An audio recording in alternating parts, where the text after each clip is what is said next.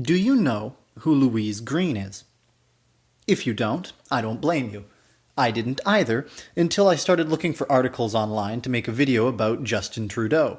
Instead, however, I found an article that she gave an interview in under the title An Athlete at Every Size, a body positivity piece.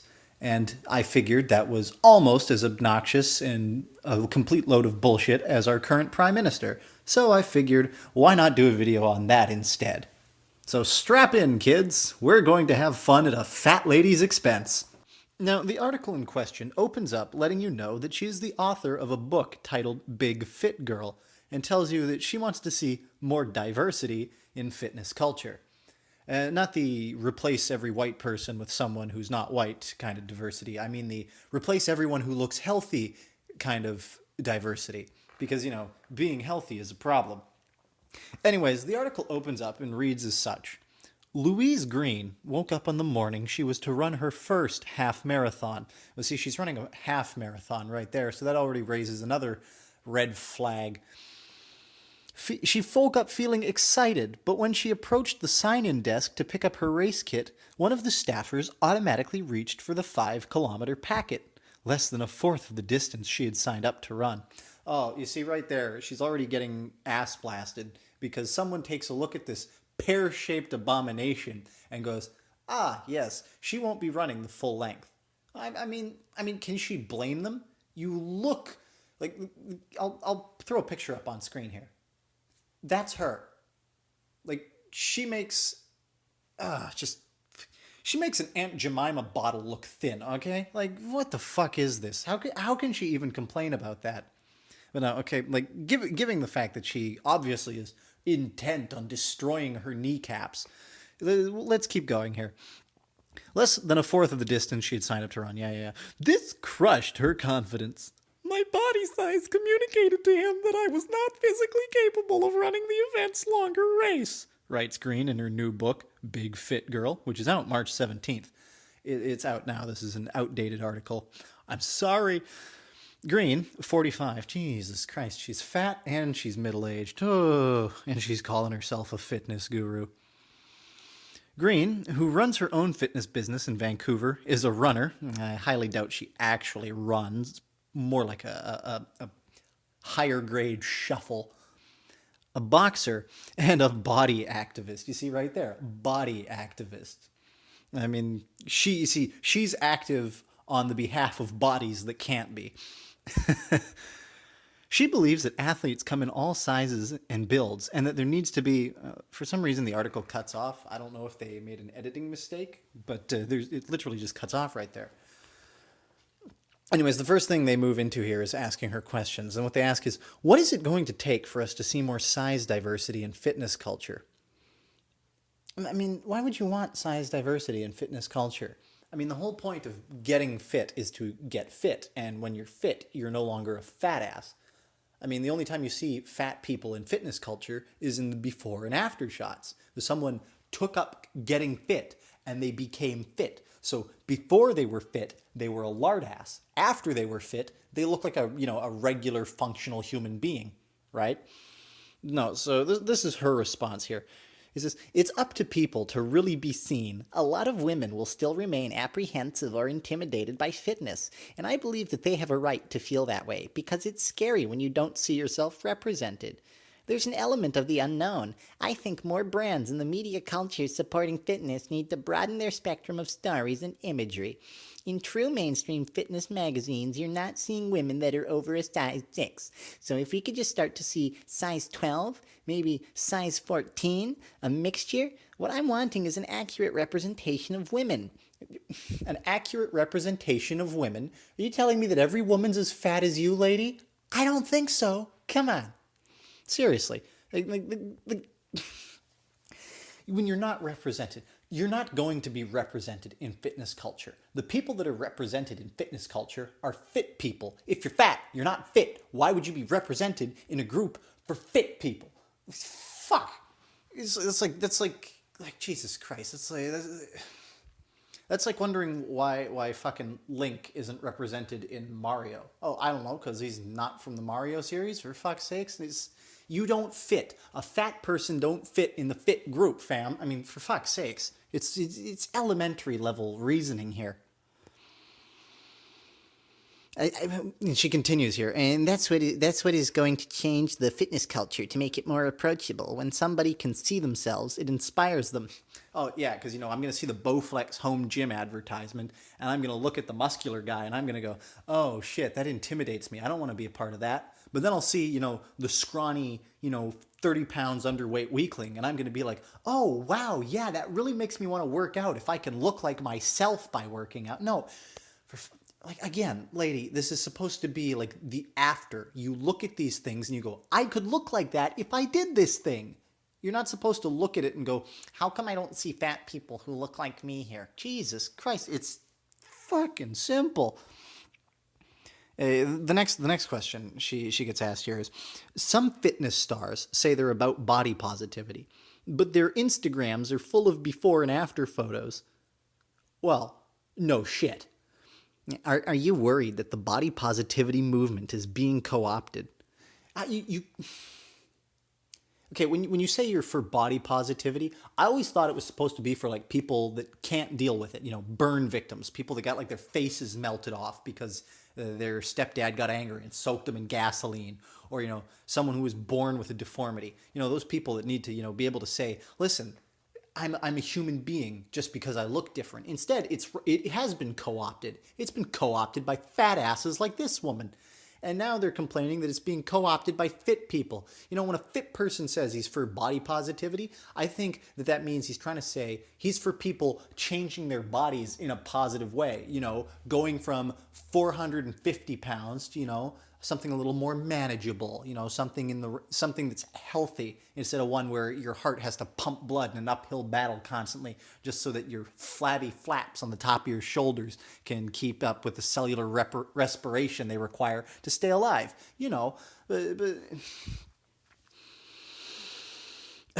Anyways, here's where she comes in here instead of my bitching.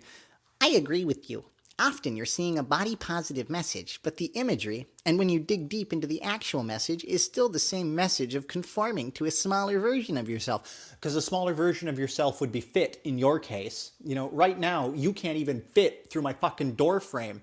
But, if you actually went for a run and you didn't, truffle shuffle it instead, you might be able to fit through the door without me having to use a pry bar to get you in. Jesus Christ. I don't know that that's intentional. I think many women are so incredibly programmed, as we all have been at some point, to believe that is body positive and the way to health. Well, it kind of is the way to health, because if you work out and you eat healthily, you won't be fat. It's fairly simple, unless you have like some sort of serious glandular disorder, in which case then there's a problem. But the majority of people, that's not the case. If they just stopped stuffing their face, they'd stop being fat. It's incredibly simple. So yes, actually, working out is the way to health, ma'am. Fuck's sakes. I had this conversation yesterday with a friend of mine. What I actually have to endure for a month to, say, lose 3 pounds is white-knuckling deprivation. Well, that just tells me you eat too fucking much. White-knuckling deprivation. Put down the fork for a few hours, okay? You're not a hobbit. You don't need to have a second breakfast, a first lunch, and a third... Why...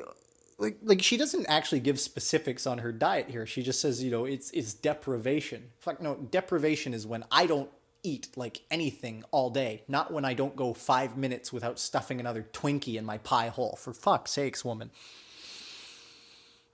Some bodies will lose weight easily and some won't. Yeah, the ones that won't lose weight easily are the ones that belong to people who can't stop eating and get off their ass and go for a jog.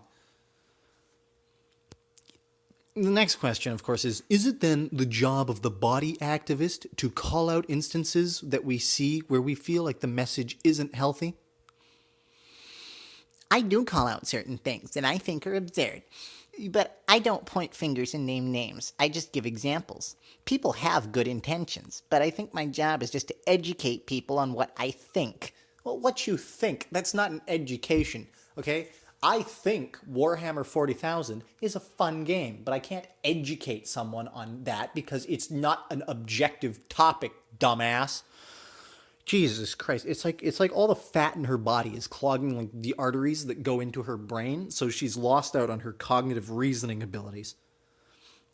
Put down the Boston cream. Take a day off from Tim's, and you'll probably start thinking a little clearer without that double, without the sugar out of your double, clouding up your bloodstream there, ma'am. What I have experienced after working with literally over 1,000 women who fall outside of the athletic norm. Yeah, they probably still fall outside of the athletic norm because you don't know the first fucking thing about fitness, as we've clearly seen from your inability to reconcile the idea that, not being fat is healthy. When you're somebody's trainer, they really open up to you. And I have really intimate conversations with these women. Well, hey, ma'am, whatever you want to do in the bedroom is your own business. Don't be telling me about it in the fucking newspaper, all right? There's definitely a common theme throughout all of them, and I've experienced it as a plus-size woman myself. You mean a fat ass? I hate when people say plus size, okay? You're not plus size. You're fat. Deal with it. And by deal with it, I mean call Bowflex. So I will make a point of trying to educate from that experience. She's just educating from her own fatness. She's saying, well, as a fat woman, I believe. That's not an education. Fuck! God, I'm going to just start. After this, I'm just going to go dump out my double-double, and I'm just going to replace it with a Crown Royal, because right now, the only thing that's going to help me through this is copious amounts of alcohol. I got the sense that the food section in your book was carefully written. You see, now they're just asking her about the food section. This is where shit gets hilarious. I didn't want it to appear like a diet. Well, if it don't appear like a diet, then it's probably not a diet. And if it's not a diet, you're probably not going to lose any fucking weight. It's straightforward, really. I wanted women to explore what works for them. You know what generally works for people when they're trying to lose weight? Not eating as much. I'm really against people feeling hungry. Well, I mean, if you're eating too much and you start feeling hungry, that's probably a good thing if you hold off, at least for a little while, a couple of hours. In your case, maybe 10 minutes would be enough for you to burn an extra calorie or two. I don't think that fits an athletic... I don't believe in hunger and starvation. I don't think that fits an athletic model at all. No. Starvation does not fit an athletic model. It really doesn't. You need to have that intake of calories and protein and carbs, all that shit, so that you can keep functioning. But you're not an athlete. You're a fat person who truffle shuffles a 13K run. All right, stop it. Stop it. Don't tell me that a diet is starvation, because if you're following a proper diet, that's not the case. Anyways, she continues to say, I really wanted women to reframe their thinking. Well, if your typical thinking is, if I stopped putting food in my mouth all the time and did some physical activity, I might lose weight, and you want them to reframe that to, I'm going to keep eating and truffle shuffle 5 minutes a month and call that fitness, there is a problem. I mean, you can't really reframe healthy thinking, because generally thinking about how to live your life in a healthy way is pretty straightforward. And if you're having a problem with it, you can normally talk to a physician and they can help you out with that. Or, get a personal trainer, just preferably one that isn't you, because again, personal trainers generally aren't supposed to look like a pear with red hair taped onto it. If you're looking at really living like an athlete, eat as much as your body needs. Well, you see, I hate when people say as much as your body needs, because there is the amount of food your body needs to function, and then there's the amount of food that you think you need because your stomach grumbled. You don't need that food right then, right there, but that's probably the way she looks at it. It's probably the way she looks at all food, ravenously. But it should be nutritionally dense. Okay, so she gets that right. It should be nutritionally dense. Good, good. If you're wanting to perform better the next time you go out. And I also believe in having cake and celebrating life when the time is right. Clearly, by her appearance, the time is right every night. All the time, folks. Oh man, I survived another day without my heart giving out due to my weight. What do you know? Cake time. Better celebrate. There's two more questions here. The second to last one is, of course, sometimes a form of body shaming comes from doctors who use weight and body mass index as a way to measure health.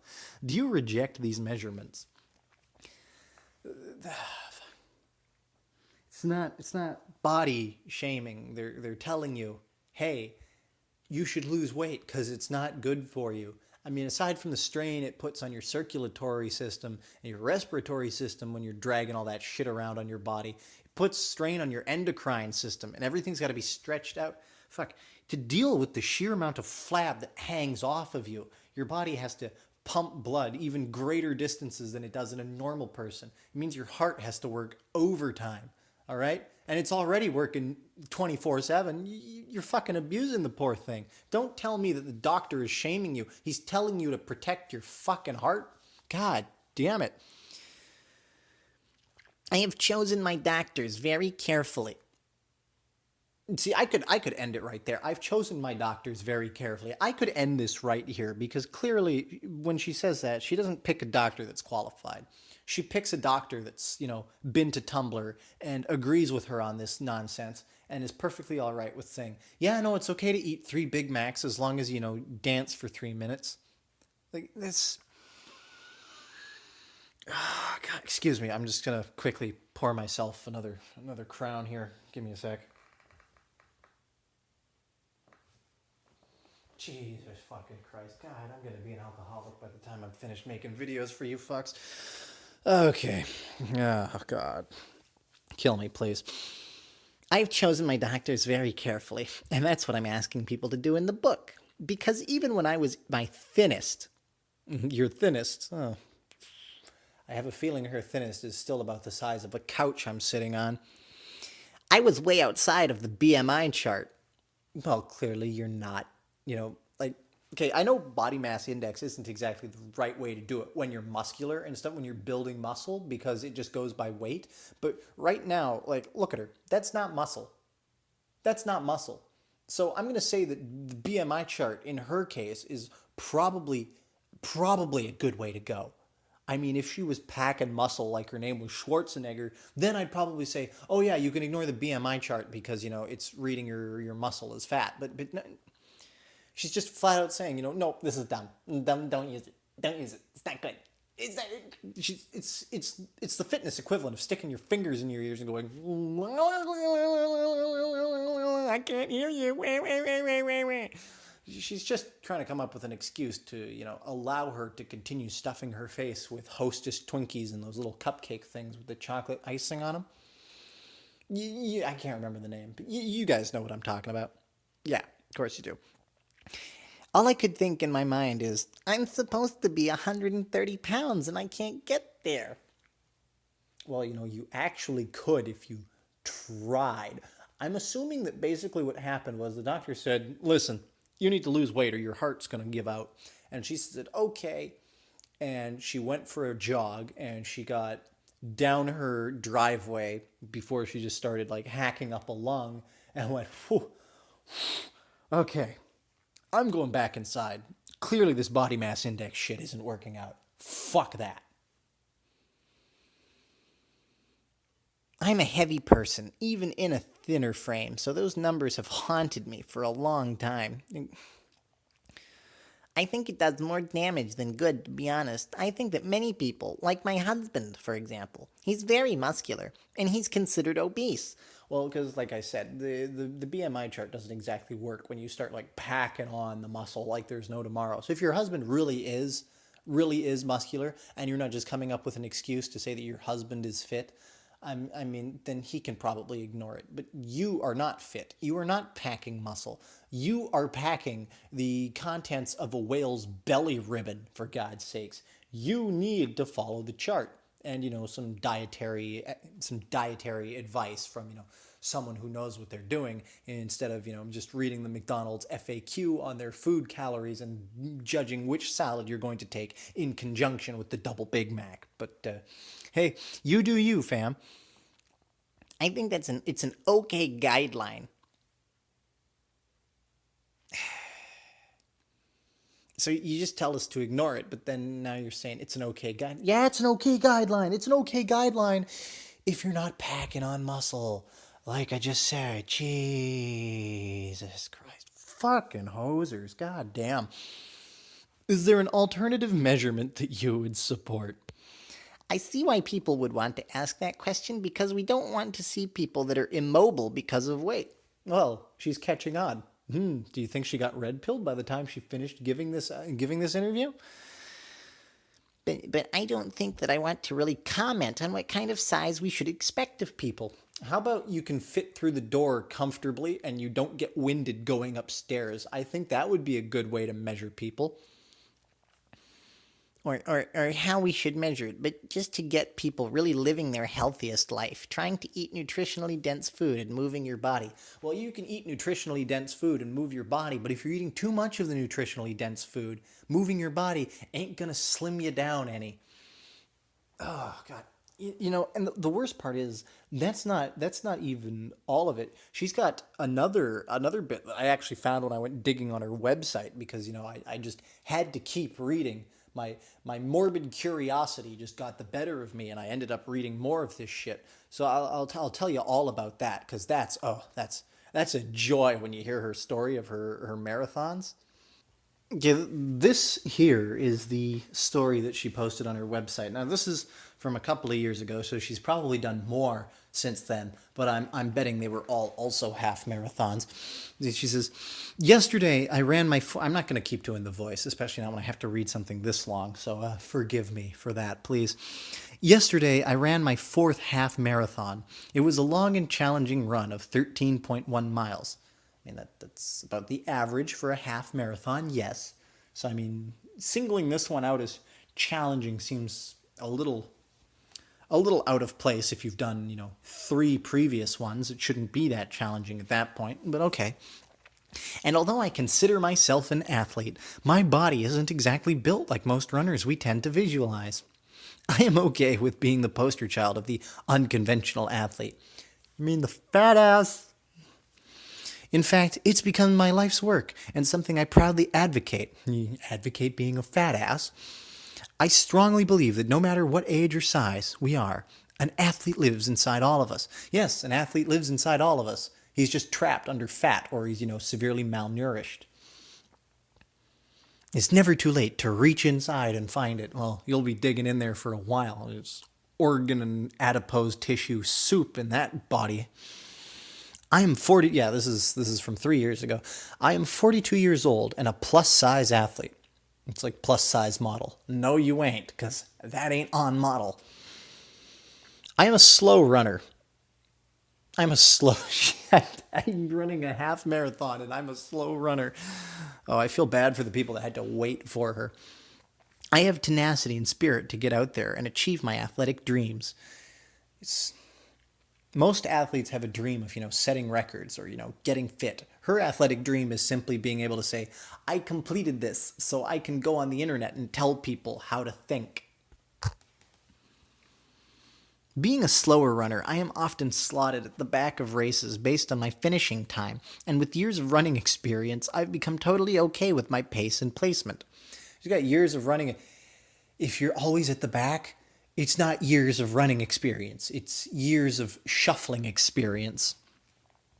Yesterday, I was placed in corral number 21 of 22. So I was literally at the back of thousands and thousands of runners. See, this is where you're going to find the older people that are just doing it to, keep themselves going.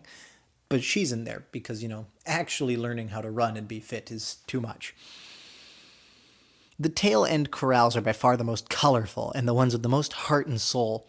I'd assume the ones at the front are the most colorful because that's where all the black people that, take first place are. But, whatever. The tail end corrals are by far... I already read that part, sorry. If you've seen the movie Titanic, it's like being below decks with the fun people. Aren't those the people that died because they were on the lower deck? Being, yeah, I mean, I'd like to hang out with the fun people, but I mean, I'm pretty sure that'd be outweighed with being up with the people on the upper decks where they're, going to survive, And if this is actually a perfect analogy here, because she's on the lower decks with, the people who are guaranteed to die of heart failure when their body can no longer pump blood to their flabby extremities. Well, the people up on the top decks, or in, the front corrals of the race, are the people who are going to survive because they've managed to take care of themselves. What I love about the back corrals is that they are full of all ages, shapes, and sizes, and it feels right at home for me. No one is anxiously pacing back and forth, checking their Garmin for accurate timing and pace/heart ratios, or sprinting up and down the curb doing their crazy high knee warm-up. No, those people tend to be lined up in corrals 1 through 10. So the actual athletes. She doesn't want to be around actual athletes. They intimidate her. Oh, God, you poor baby. No, these people tend to be lined up in corrals 1 through 10, but back in 21 and 22, you'll find people smiling. There's laughter and sportsmanship, camaraderie. This group seems to be more chilled out. That's generally the people that are just learning to do this kind of stuff, so they're generally okay with it, and they're getting, excited to get into that sort of thing. And then, of course, people like you, but, let's keep reading. The group seems to be more chilled out, just like me. They are there for the accomplishment, fun, and finish, not necessarily for the record-breaking finishing time. Lady, you don't come anywhere near a record-breaking finishing time, and you never will if you don't, slim it down. Along the course, you will see people ranging from 18-year-olds into their 70s, and it truly is a testament that life doesn't have to wind down with age or size. Well, it doesn't have to, and if you let it wind up, you can generally, stop being massive and, keep yourself fit into your later years. I mean, that's a thing. There are people that do that because if you look after yourself, I'm just repeating myself ad nauseum here because she constantly says the same thing. You can do it when you're fat. You can do it when you're old. It doesn't matter. It doesn't matter. It doesn't matter.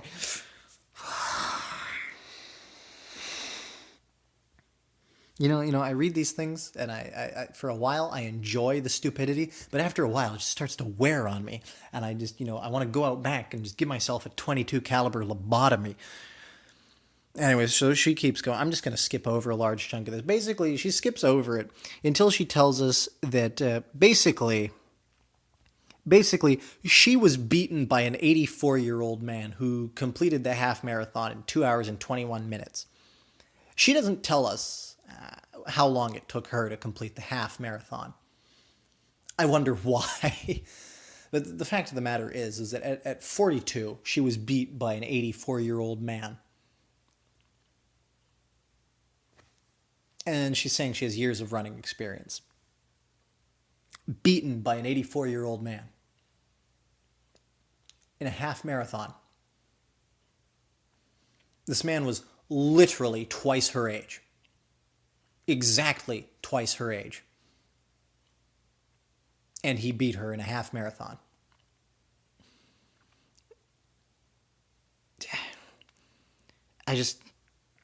I give up. I can't keep reading it. It's I'm just going to be saying the same shit again. I'm going to just keep calling her fat. I'm going to keep pointing out that, she's not, fit, and that calling herself a big fit girl is an oxymoron.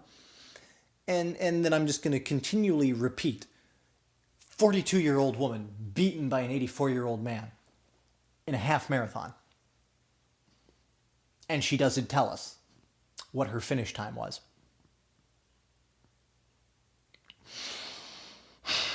This is the Cosmic Canadian, and I'm going to go pour myself a cosmic gin and tonic and hope that it kills my liver and sends me into a coma. Extra thick!